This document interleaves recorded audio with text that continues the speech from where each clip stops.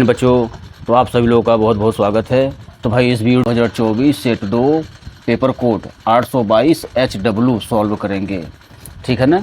जिसमें इसी सन का सेट 1 हम लोग पूरा कंप्लीट सॉल्व कर चुके हैं और अब आज जो है सेट 2 शुरू करने जा रहे हैं हम लोग, और जिसमें आज हम लोग OMR वाले 1 से 20 प्रश्नों तक जो है सॉल्व करेंगे, देखेंगे क्या क्या है कैसे है, ठीक है ना। OMR वाले 1 से 20 प्रश्न तक हम लोग हल देखेंगे आज, ठीक है। तो चलिए वीडियो करते हैं स्टार्ट। और ये देखें जी, ये पहला प्रश्न है बिल्कुल। तो जैसे कि आप लोग को ये OMR जैसे गोला भरना होता है, तो गोला भरना है तो ये मतलब एक प्रश्न 1 से लेकर प्रश्न 20 तक रफ कार में ही जल्दी से सॉल्व करके और फिर उसमें जो है गोला भरना है आप लोगों को। अगर डायरेक्ट हो जा रहा है तो और अच्छी बात है, तब तो समय बर्बाद नहीं करेंगे। लेकिन देखो जी, अब रफ कार में जब हम सॉल्व करके उसे आंसर विकल्प पता करना चाहेंगे, तो अब ये आप लोगों के ऊपर निर्भर करता है कि कितनी जल्दी से जल्दी आप लोग जो है रफ कार करके, बहुत कम से कम रफ कार करके और विकल्प अपना गोला भर दे रहे हैं, ठीक है ना। ये आप लोग के ऊपर निर्भर करता है। बाकी अब यहाँ तो भाई बताया ही जा रहा है, सब पूरा फुल बताया जा रहा है एकदम। जैसे अभी देखो जी, ये पहला क्वेश्चन कह रहा है कि लसा 12 और 21 का 84 दिया गया है और मसा 12 21 का होगा। तो यानी कि ये 12 पहली संख्या है, 21 दूसरी संख्या है और 12 21 का लसा 84 दिया गया है, तो मसा ज्ञात करना है, ठीक है ना। अब जो मतलब सूत्र इसका होता है, जैसे आप लोग को पता होगा, आप लोग चैप्टर 1 में पढ़े होंगे कि पहली संख्या गुणे दूसरी संख्या बराबर उनका HCF गुणे उनका LCM, ठीक है ना। ये सूत्र होता है ना। तो फिर देखो जी, तो 12 पहली संख्या गुणे दूसरी संख्या बराबर उनका HCF, तो HCF तो हमें ज्ञात करना है, गुणे LCM 84 दिया गया है, ठीक है ना। अब 84 का हम यहाँ पर लेफ्ट में पक्षांतर कर दें, तो जैसे लेफ्ट में पक्षांतर करेंगे, बटे में होगा तो यहीं पर काटो, 12 सते 84, ठीक है ना। और फिर देखो जी, जब 7 यहाँ बटे में ही रहेगा तो 7 का नम 7, 7 त्रिक 21, यानी कि ये जो है HCF बराबर आ गया आप लोगों का कटपीट कर 3, ठीक है। तो ये हम लोग जैसे अब OMR वाला ये क्वेश्चन है, तो इसलिए हम लोग लिखे नहीं हैं। अगर वर्णनात्मक में ये क्वेश्चन मिलेगा तो लिख कर अच्छे से उसे हम लोग सॉल्व करेंगे, ठीक है ना। फिलहाल ये हम लोग ऐसे ही सॉल्व करके टिक कर दे रहे हैं। देखें जी, अब यहाँ विकल्प नंबर A हम लोगों का सही है, ठीक है ना। तो इस प्रकार ये पहला प्रश्न आप लोगों का ओके हुआ जी। चलिए जी, अब दूसरे प्रश्न की तरफ बढ़ते हैं। तो ये रहा दूसरा प्रश्न। अब इसमें क्या कह रहा है भाई, ये प्रायिकता से सबसे लास्ट वाले चैप्टर से क्वेश्चन है। इसमें कह रहा है कि एक बक्से में 6 नीले, 4 सफ़ेद और 8 लाल कंचे हैं। यदि इस बक्से में से एक कंचा यादृच्छिक निकाला जाता है तो इसके नीले रंग के होने की प्रायिकता होगी। तो जैसे कि चैप्टर 15 में जो प्रायिकता है, तो लगभग सभी लोग तो पढ़ ही लिए होंगे, मतलब लगभग पहुंच गए होंगे प्रायिकता तक या प्रायिकता पढ़ लिए होंगे। तो इसमें किसी भी घटना की प्रायिकता ज्ञात करने का केवल एक सूत्र होता है, मेन सूत्र।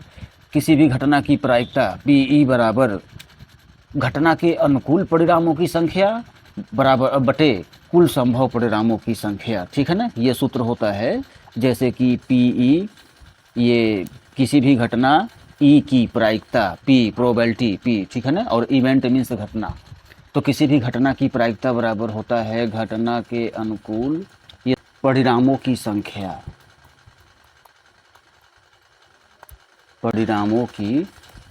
जैसे पता न हो, जैसे मान लो अगर, तो बटे कुल संभव परिणामों की संख्या, कुल संभव परिणामों की संख्या, ठीक है ना। अब देखो यहाँ पर जो है बक्से में टोटल गेंद इसमें हो जाएंगे, 6 नीले हैं, 4 सफ़ेद है, 8 लाल है, तो 6 4 10, 10 और 8 18, तो 18 तो ये कुल गेंद हो गए, यानी कि कुल संभव परिणाम हमारे पास 18 है। और प्रायिकता देखो जी किसकी ज्ञात करनी है, नीले रंग होने की प्रायिकता, यानी कि नीले रंग वाली गेंद यहाँ पर देखो कितनी है, तो 6 नीले रंग वाली कुल 6 गेंद है। तो अब देखो जी, यही 6 घटना के अनुकूल परिणाम बनेगा, ठीक, बटे कुल संभव परिणाम अभी हम लोग 18, यानी टोटल गेंद कितना हुआ। देखो जी, ये ऐसे होगा, जिसकी प्रायिकता ज्ञात करनी है उसकी ही संख्या हम लोग देखते हैं घटना के अनुकूल में। तो ये जो है नीले रंग की जो गेंदें हैं वो कुल 6 हैं, तो घटना के अनुकूल परिणाम 6 हुआ। और कुल संभव परिणाम मतलब बक्से में कुल 18 गेंद हो गए, तो 18 हो गया कुल संभव परिणाम। ठीक है ना, और अब ये कटेगा बराबर 1/3, यानी कि विकल्प नंबर सी सही है आप लोगों का। ठीक है ना, देखो जी ये प्रश्न नंबर 2 भी हम लोग सॉल्व किए। ओके, चलिए तो आगे बढ़ते हैं। चलो जी, प्रश्न नंबर 3 देख लिया जाए क्या कह रहा है। कह रहा है कि किसी बारंबारता बंटन के बहुलक तथा माध्य क्रमशः 42 और 38.1 है, तो इसका माध्य होगा। तो इसमें एक फार्मूला भी होता है, अभी वो फार्मूला इसके पहले सेट 1 में हम लोग मतलब सॉल्व किए इस टाइप का क्वेश्चन, और इस सेट 2 में भी देखो जी ये मिल गया है। तो होता है फार्मूला बहुलक बराबर 3 गुणे माध्यक -2 गुणे माध्य। ठीक है ना, ये सूत्र होता है। अब यहाँ क्वेश्चन में बहुलक जो है 42, माध्यक जो है 38.1, -2 गुणे ये माध्य ज्ञात करना है। ठीक है ना, चलो जी अब देखो जी, अब 3 से 38.1 में गुणा करके और इसका लेफ्ट में हम पक्षांतर कर दें। ठीक है ना, तो माइनस में होगा। तो 38.1 में जब 3 से गुणा करेंगे तो आ जाएगा 114.3। ठीक है ना, बाकी इधर राइट में भाई ये तो ऐसे ही रहेगा, देखो -2 गुणे माध्य।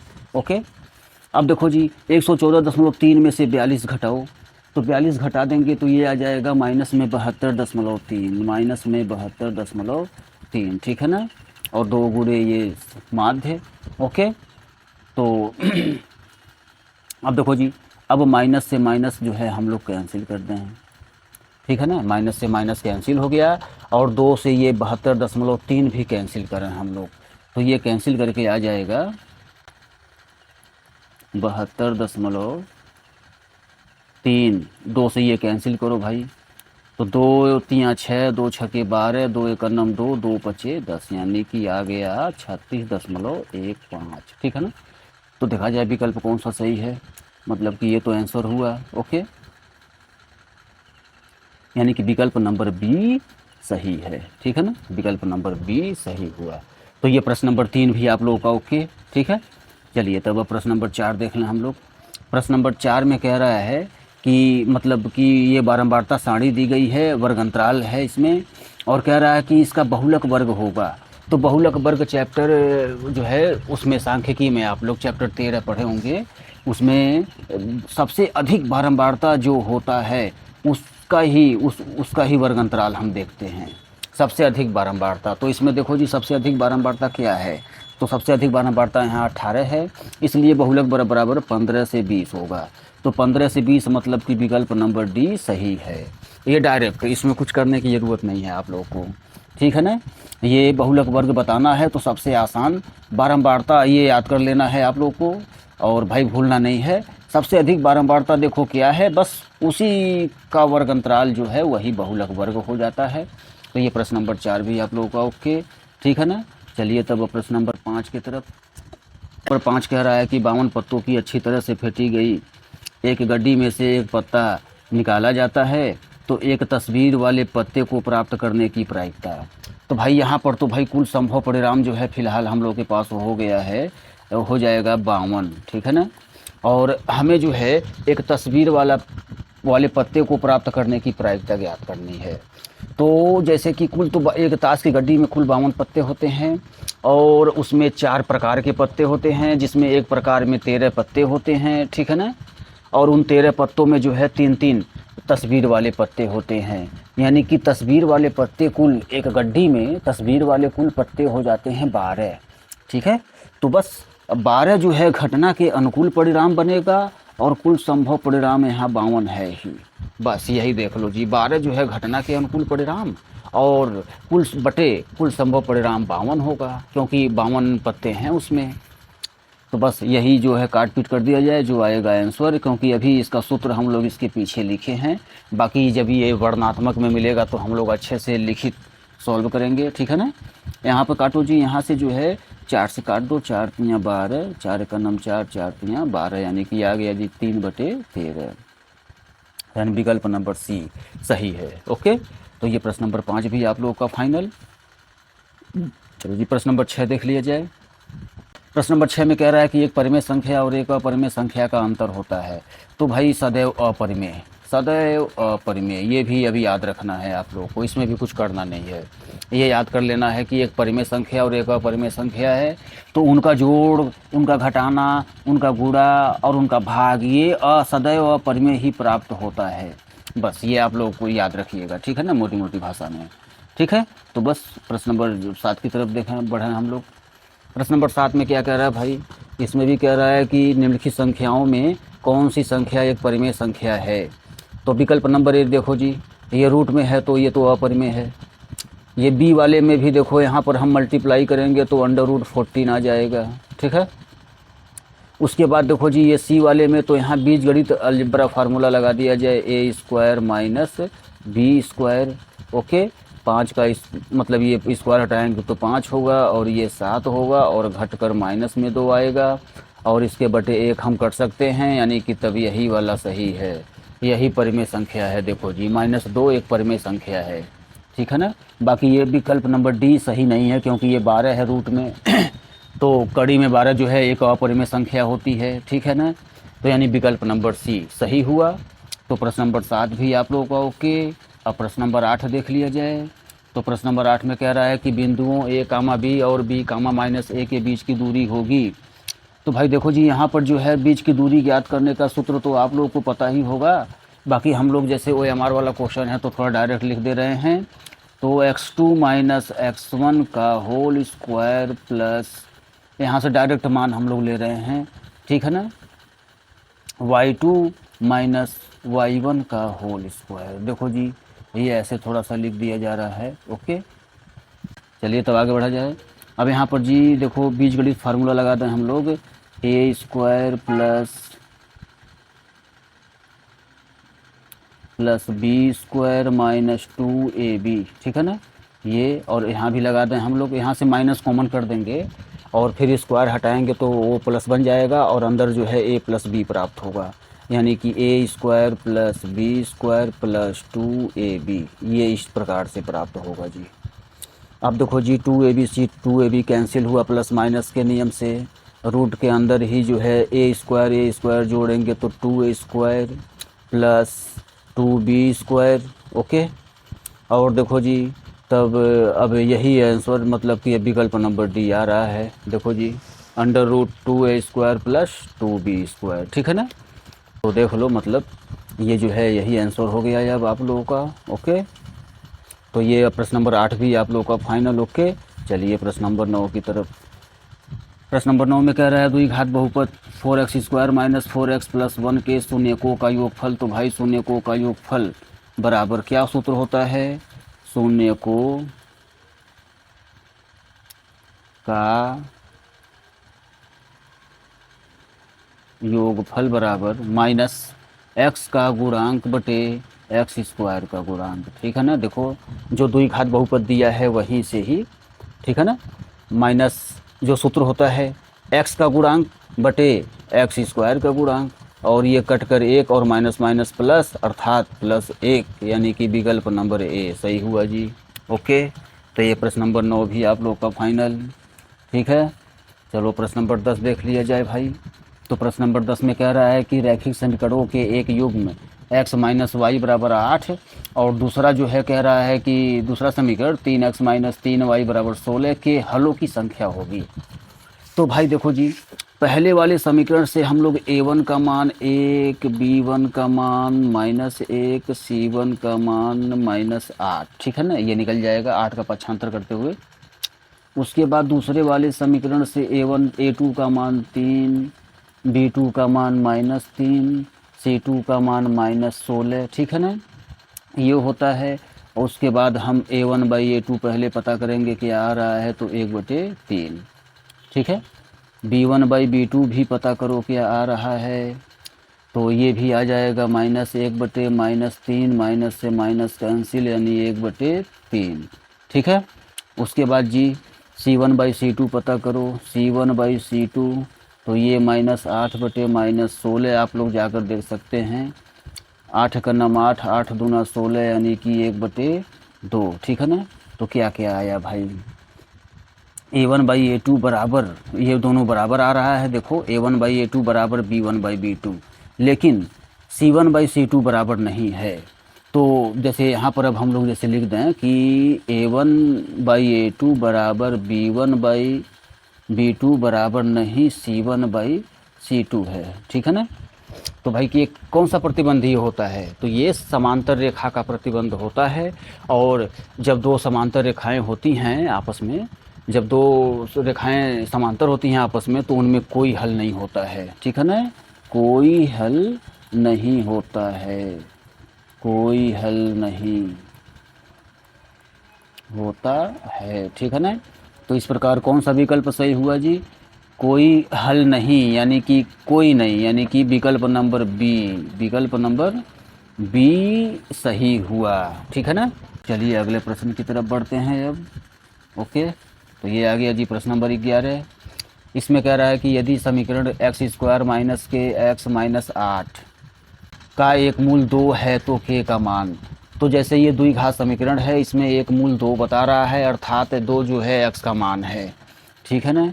तो x का मान मतलब कि जो है दिए गए द्विघात समीकरण में जो समीकरण दिया गया है ये, इसमें हम लोग x के जगह पर 2 पुट करेंगे।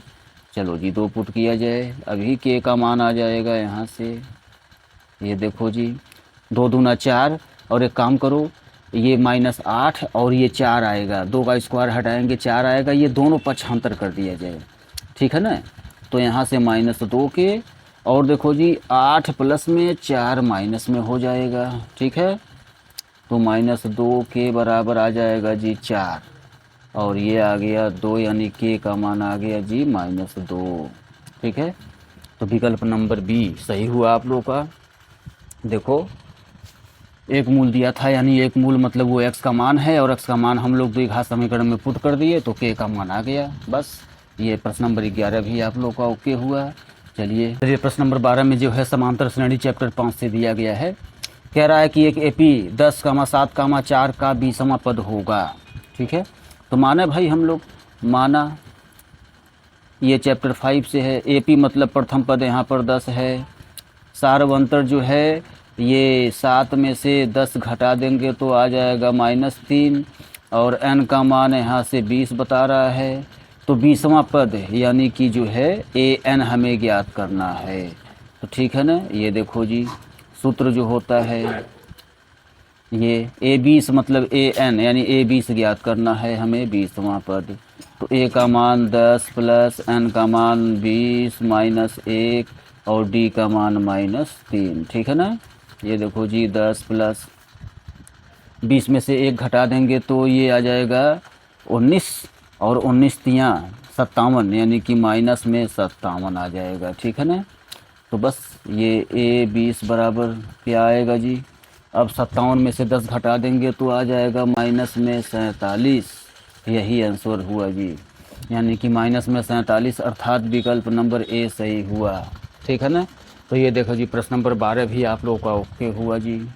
तो चलिए आगे बढ़ते हैं। प्रश्न नंबर 13, प्रश्न नंबर 13 में कह रहा है कि 10 सेमी त्रिज्या वाले एक वृत्त के बिंदु P पर स्पर्श रेखा PQ केंद्र O से जाने वाली एक रेखा से एक बिंदु Q पर इस प्रकार मिलती है कि OQ बराबर 12 सेंटीमीटर, तो PQ की लंबाई होगी। तो सबसे पहले तो हम लोग एक वृत्त बना लें, यह वृत्त और एक स्पर्श रेखा हम लोग खींच दे रहे हैं यहाँ पर, और वृत्त के एक बिंदु P पर स्पर्श रेखा है। तो पहले हम लोग स्पर्श रेखा खींच देंगे, ये देखो जी स्पर्श रेखा, ठीक है ना। और यहाँ पर जो है ये बिंदु P है ये, ठीक है। ये है वृत्त का हो गया आप लोगों का केंद्र, तो ये वृत्त से ये मिला दिया जाए भाई, तो भाई त्रिज्या स्पर्श रेखा पर लंब होती है, ठीक है ना। और ये भी मिलाया जाए, ये बिंदु Q हो जाएगा OQ, ओके। तो अब देखो जी यहाँ पर क्या क्या दिया है, 10 सेमी त्रिज्या, तो यानी कि 10 सेमी त्रिज्या मतलब ये त्रिज्या 10 सेमी हो गया। OQ का मान 12, तो ये 12 हो गया जी। PQ ज्ञात करनी है, यानी कि हम लोग जो है त्रिभुज OPQ में जो है एक समकोण त्रिभुज है, तो पाइथागोरस पर में लगा दें हम लोग। तो कर्ण स्क्वायर बराबर लंब स्क्वायर प्लस आधार स्क्वायर, देखो ऐसे।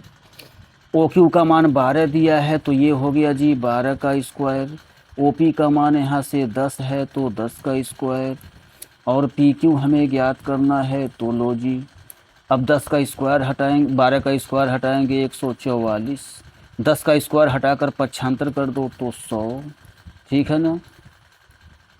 ये देखो यानी कि 144 में से 100 घटा देंगे तो आ जाएगा 44, ठीक है। तो भाई 44 यानी कि PQ स्क्वायर बराबर 44, और फिर तब वर्गमूल, तो 44 का वर्गमूल 2 कड़ी में 11 होता है, ठीक है ना। तो यही आंसर है आप लोग का।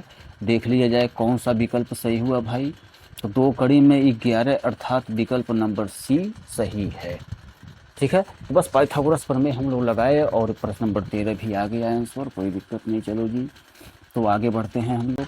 अभी आ गया जी प्रश्न नंबर 14। कह रहा है कि यदि दो घनों जिनमें से प्रत्येक का आयतन 8 सेमी क्यूब है के संलग्न फलकों को एक सिरे से दूसरा सिरा मिलाकर जोड़ दिया जाता है तो इससे प्राप्त घनाभ का पृष्ठीय क्षेत्रफल, ठीक है ना। तो सबसे पहले भाई हम लोग जो है 2 घन अलग अलग बना लें।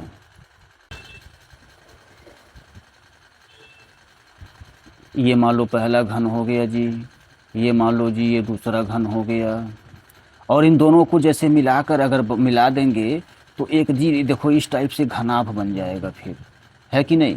इन दोनों को मिला देंगे तो ये एक नया घनाभ बन जाएगा, ठीक है।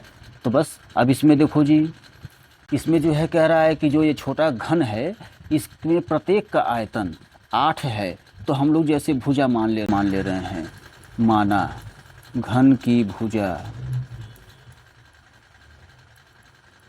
बराबर A, ठीक है ना। ये A मान लिया गया। अब यहाँ से हमें घन की भुजा हम लोग पता कर लेंगे, क्योंकि आयतन दिया है 8 सेमी क्यूब, तो मतलब घन का आयतन बराबर होता है भुजा क्यूब, ठीक है ना। ये आयतन सूत्र पता होगा आप लोगों को, ये सूत्र होता है भुजा क्यूब, यानी कि जो है आयतन के नीचे हम लोग 8 लिखेंगे, अर्थात A क्यूब बराबर 8 आ जाएगा, तो A बराबर आ गया 2, ठीक है ना। A बराबर 2 आ गया। चलो भाई अब देखो जी पीछे क्या करना है, हमें कह रहा है मतलब प्राप्त जो घनाभ प्राप्त हो रहा है इसका पृष्ठीय क्षेत्रफल यानी कि संपूर्ण पृष्ठीय क्षेत्रफल ज्ञात करना है। तो अब देखो जी भुजा हम लोग 2 निकाले हैं, तो जैसे कि अगर 2 मान लो जैसे 2 इसका हो गया, 2 इसका हो गया, तो यानी कुल मिलाकर ये 4 हो गया, ठीक है। और ये 2 हो गया, ये 2 हो गया, यानी जो प्राप्त घनाभ है उसमें हमें लंबाई 4 मिला है 4 सेंटीमीटर, चौड़ाई 2 ही रहेगा, ऊंचाई भी 2 ही रहेगा, ठीक है ना। तो जो है हम लोग फिर अब यहाँ पर जो है मान ले रहे हैं घनाभ में, माना घनाभ की लंबाई L बराबर 2 + 2 यानी कि 4, ठीक है ना। चौड़ाई B बराबर 2 ही रहेगा, ऊंचाई H बराबर 2 ही रहेगा। तो घनाभ का जो है संपूर्ण पृष्ठीय क्षेत्रफल क्या होता है, तो घनाभ का संपूर्ण पृष्ठीय क्षेत्रफल बराबर होता है 2 ब्रैकेट में LB + BH + HL, ठीक है ना। तो यहाँ पर जो है हम लोग सारा मान रखेंगे। अब चलो जो सूत्र में हम लोग मान रख रहे हैं, ठीक है ना। तो L × B + B × H + H × L, ठीक है। चलो 4 दूना 8 गुणा करें जी, 2 दूना 4 + 4 दूना 8, ठीक है ना। और देखो जी 8 8 16, 16 4 20, और 20 दूना 40 सेमी स्क्वायर, ये सेमी स्क्वायर है, ठीक है ना। चलो जी तो यही आंसर हुआ। तो देख लिया जाए कौन सा विकल्प सही, तो 40 सेमी स्क्वायर आया है, तो 40 सेमी स्क्वायर मतलब कि विकल्प नंबर C सही है। ओके तो देखो जी ये भी हम लोग जो है प्रश्न नंबर 14 भी सॉल्व कर लिए। चलो जी तो आगे बढ़ते हैं। अब हम लोग प्रश्न नंबर 15 देख लिया जाए। इसमें कह रहा है कि यदि 14 सेमी त्रिज्या के एक वृत्त के त्रिज्यखंड का क्षेत्रफल 154 सेमी स्क्वायर है तो त्रिज्यखंड का कोण होगा। चलो भाई ये भी जो है त्रिज्यखंड का क्षेत्रफल, तो आप लोगों को सूत्र पता ही होगा। त्रिज्यखंड का क्षेत्रफल होता है θ/360 पाई आर स्क्वायर, ठीक है ना।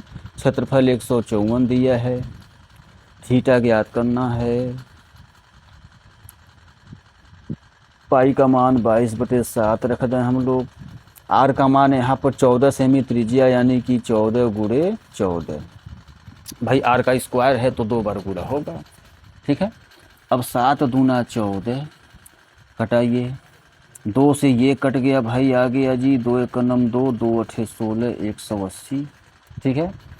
2 से फिर ये कटा जी, फिर ये 2 से 90 कटा, फिर 2 से काटो भाई 45 आया, ये 2 सते 14, ठीक है। तो अब जो है, अब थीटा बराबर हम लोग का आ जाएगा 154 गुणे 45, ठीक है ना। थीटा बराबर आ जाए 154 गुणे 45 बटे पक्षांतर करते हुए 11 और 7 नीचे जाएगा, ठीक है ना। 11 7 नीचे, तो ये 11 गुणे 7, और यहाँ से जी पता चलेगा जब थीटा बराबर क्या है। ये 11 से जी कट रहा है, देखो 11 का नाम 11, 11 चौके 44, ठीक है ना। ये 11 से कट गया, फिर 7 का नाम 7 और 7 दूना 14, ये भी कटा, यानी थीटा बराबर आ गया भाई, ये देखो जी 45 दूना 90, ये देखो जी थीटा बराबर 90 आया, ठीक है। तो इस प्रकार हम लोग जो है ये प्रश्न भी ओके किए। तो आप लोग का ये भी प्रश्न ओके, तो फिर बढ़ते हैं अगले प्रश्न की तरफ, ठीक। ये आ गया जी प्रश्न नंबर 16। तो जी प्रश्न नंबर 16 में कह रहा है कि 2 गुणे साइन 30 अंश गुणे कॉस 30 अंश का मान ज्ञात कीजिए, ठीक है ना। तो यहाँ पर जो है ये देखो जी 2 गुणे साइन 30 अंश का मान 1/2 गुणे कॉस 30 अंश का मान कड़ी में 3/2, ठीक है ना। ये मान लग गए हम लोग डायरेक्ट, काटो भाई, तो क्या बचा, कड़ी में 3/2, यानी कि विकल्प नंबर डी सही हुआ, ठीक है, ओके। तो ये भी फाइनल आप लोगों का। चलिए जी प्रश्न नंबर 17 देख लिया जाए क्या है। तो ये रहा जी प्रश्न नंबर 17, कह रहा है साइन थीटा बराबर 3/4, मतलब कि साइन थीटा बराबर 3/4, और ये सूत्र होता है लंब बटे काट, ठीक है ना। तो tan थीटा का मान बताइए। तो ये काम कर रहे हैं हम लोग, समकोण त्रिभुज बना दे रहे हैं। ये देखो जी एक समकोण त्रिभुज अगर बना दिया जाए तो इसमें लंब ये 3 हो गया, कर्ण 4 हो गया, ठीक है। पाइथागोरस प्रमेय से जब हम लोग निकालेंगे तो 4 चौके 16, 3 त्रिक का 9, 16 में से 9 घटेगा 7 आ जाएगा, और रूट में 7, ठीक है। निकालो भाई tan थीटा का मान यहाँ पर। तो tan थीटा बराबर होता है लंब बटे आधार, ये देखो जी, यानी कि 3 बटे कड़ी में 7, अर्थात विकल्प ए आप लोग का सही हुआ, ठीक है ना। तो ये भी डायरेक्ट थोड़ा हम लोग किए, पाइथागोरस प्रमेय ऐसे ही लगा दिए, छोटे जो संख्याएं छोटी थी इसलिए, ठीक है ना, ऐसे डायरेक्ट। बाकी जब वर्णनात्मक में आएगा तो हम लोग लिखित अच्छे से लिखते हुए सॉल्व करेंगे, ठीक है ना। तो ये प्रश्न नंबर 17 भी आप लोग का ओके। अब प्रश्न नंबर 18 देख लिया जाए। तो प्रश्न नंबर 18 में भाई देखो, अब डायरेक्ट जैसे हम लोग सॉल्व कर रहे हैं, ये कोसेक की जगह पर 1/sin a लिखो, ठीक है ना, प्लस कॉट की जगह पर cos a/sin लिखो। देखो जैसे बताया गया था, हम बता रखे हैं इस चीज़ को कि ज़्यादातर क्वेश्चन साइन और cos के पदों में ही लाकर सॉल्व करते हैं, ठीक है ना। तो फिर अब देखो जी यहाँ पर जो है साइन एलसीएम बन रहा है, तो साइन एलसीएम ले लिया जाए तो ऊपर 1 + cos a यही बचेगा, और फिर यहाँ से 1 - cos a है ही, ठीक है ना। ये देखो जी अब क्या होगा, ऊपर जो है गुणा करेंगे तो 1 - cos स्क्वायर a हो जाएगा, ठीक है ना। 1 - cos स्क्वायर a, नीचे साइन a ऐसे ही रहने दो, ठीक है। अब 1 - cos स्क्वायर देखो बराबर साइन स्क्वायर होता है, और फिर तब ऐसा हो गया तो भाई एक कैंसिल हुआ, एक साइन ए बचा, यही आंसर है। अब देख लो कौन सा विकल्प सही हुआ, साइन ए, यानी कि साइन ए विकल्प नंबर डी सही हुआ जी, ठीक है ना। तो ये प्रश्न नंबर 18 भी आप लोग का फाइनल ओके, ठीक है। देख लो एकदम सिंपल क्वेश्चन त्रिकोणमिति से। चलो जी, प्रश्न नंबर 19 देख लिया जाए। तो प्रश्न नंबर 19 में 1 minus ten square theta by 1 minus cot square theta. तो एक काम कर रहे हैं हम लोग 1 बाई साइन बाई कॉस, ठीक है ना। नीचे भी कॉस बाई साइन। अब एलसीएम ले लिया जा रहा है। तो देखो जी, कॉस स्क्वायर ए एलसीएम हम लोग ले लिए, तो ऊपर आ जाएगा कॉस स्क्वायर ए माइनस साइन स्क्वायर ए, ठीक है ना। नीचे साइन स्क्वायर ए एलसीएम ले लिया जाए, तो साइन स्क्वायर ए माइनस कॉस स्क्वायर ए ये आ जाएगा, ठीक है ना। अब देखो जी, अब साइन स्क्वायर ए ऊपर जाएगा, ठीक है। और एक काम करें हम लोग, ऊपर जो है सबसे ऊपर कॉस स्क्वायर ए माइनस साइन स्क्वायर ए जो लिखा हुआ है, इसमें से हम लोग माइनस पहले कॉमन कर दे रहे हैं, ठीक है ना। तो माइनस कॉमन कर देंगे जब, तो साइन स्क्वायर ए माइनस कॉस स्क्वायर ए ये बच जाएगा, ठीक है ना। देखा जी, देखो इधर पीछे जगह बदल गया मतलब। और साइन स्क्वायर ए सबसे नीचे वाला ऊपर पहुंचा, सबसे नीचे वाला जो है ऊपर पहुंचा साइन स्क्वायर ए, ठीक है। उसके बाद नीचे जो बचा है भाई, तो नीचे बचा है साइन स्क्वायर ए माइनस कॉस स्क्वायर ए, ठीक है ना। और देखो जी क्या बचा, और यहाँ से जो है कॉस स्क्वायर ए, ठीक है ना, कॉस स्क्वायर ए और बचा हुआ है ये नीचे कॉस स्क्वायर ए। अब देखो जी, अब ये तो कैंसिल हुआ। क्या बचा जी, माइनस साइन बाई कॉस बराबर होता है टेन। तो यही आंसर हुआ जी, माइनस टेन स्क्वायर ए। तो देख लिया जाए कौन सा विकल्प सही हुआ जी। तो विकल्प नंबर 20 सही है, ठीक है ना। ये देखो जी, माइनस टेन स्क्वायर ए, माइनस टेन स्क्वायर ए, ठीक है। तो इस प्रकार ये प्रश्न नंबर 19 भी आप लोग का ओके हुआ। देख लें, सैंपल त्रिकोणमिति से था, सैंपल क्वेश्चन एकदम। चलो जी, प्रश्न नंबर 20 देख लिया जाए। तो प्रश्न नंबर 20 में जी चित्र में कह रहा है कि एस टी समांतर ओ पी और एस टी समांतर क्यू पी, ठीक है, जिसमें क्यू एस बराबर 3 सेंटीमीटर, एस आर बराबर क्यू एस बराबर ये 3 सेंटीमीटर दिया गया है, एस आर बराबर 1.5 सेंटीमीटर, पी टी बराबर 2.8 सेंटीमीटर। तो टी आर ज्ञात करना है। तो भाई देख लो, ये बीपीटी प्रमेय द्वारा जो है चैप्टर 6 से जो है आधारभूत समानुपातिक प्रमेय द्वारा जो है हम यहाँ जो है निकालेंगे जो है R T by T P, ठीक है ना, बराबर R S by S Q. ये देखो जी, ये बीपीटी प्रमेय से हम निकाल सकते हैं। अगर किसी त्रिभुज में जो है एक भुजा के समांतर उसमें और अन्य रेखा खींच दी जाए तब, तो वहाँ से बीपीटी अनुपात निकलता है। ओके, अब देखो जी, यहाँ पर हम लोग मान रखेंगे, मान रख दिया जाए। आर टी का मान क्या है भाई, तो आर टी तो निकालना है बटे टी पी। तो टी पी का मान जो है 2.8 बराबर आर एस का मान 1.5 बटे एस क्यू का मान 3, ठीक है। अब देखो जी, अब पक्षांतर करके ये पहले काट दो, ये 0.5 आ जाएगा कट कर। और फिर जो है आर टी बराबर आ जाएगा आप लोगों का 2.8, जो आर टी के बटे में है ये पक्षांतर कर दो, तो 2.8 गुणे 0.5, ठीक है ना। और फिर ये गुणा कर दिया जाए 1.4 सेंटीमीटर, ठीक है ना। यानी कि विकल्प नंबर डी सही है। तो इस प्रकार देखो जी, ये वाला भी चैप्टर 6 से था और बीपीटी अनुपात, बीपीटी पर में हम लोग लागू किए और आंसर लाए, ठीक है ना। तो ये यानी कि ओएमआर वाले प्रश्न जो 1 से 20 तक होते हैं, ये सारे प्रश्न हम लोग इस वीडियो में पूरा कम्प्लीटली सॉल्व कर लिए हैं, ठीक है।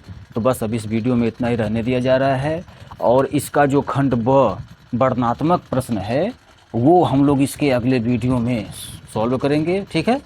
तब तक बाकी आप लोग रिवाइज करते रहें, मस्त रहें, पढ़ते रहें, अच्छे से स्वस्थ रहें। मिलते हैं अगले वीडियो में वर्णनात्मक खंड ब वर्णनात्मक प्रश्न लेकर। जय हिंद, जय भारत।